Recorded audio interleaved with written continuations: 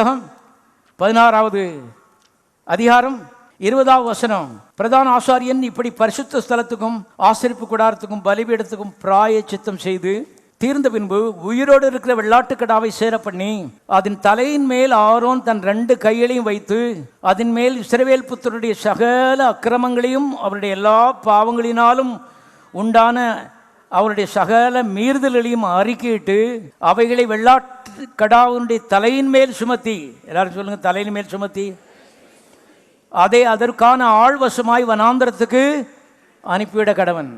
பழையற்பாட்டு காலத்தில் பட விளக்கமாக காமிச்சிருக்காரு பாருங்க கர்த்தர். அன்னைக்கு நிழல், இன்றைக்கு நிஜம். இயேசு ஒரு வெள்ளாட்டுக்கடா, அது பேர் போக்காடு.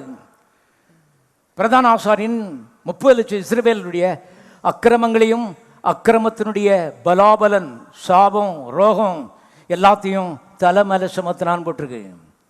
பிதாவாகி தேவன் இந்த போக்காடாகி இயேசுவின் தலையின் மேலே நம்முடைய வியாதிகள் எல்லாவற்றையும் செய்தாரு, வச்சு அமுக்குனார்னு போட்டிருக்கு.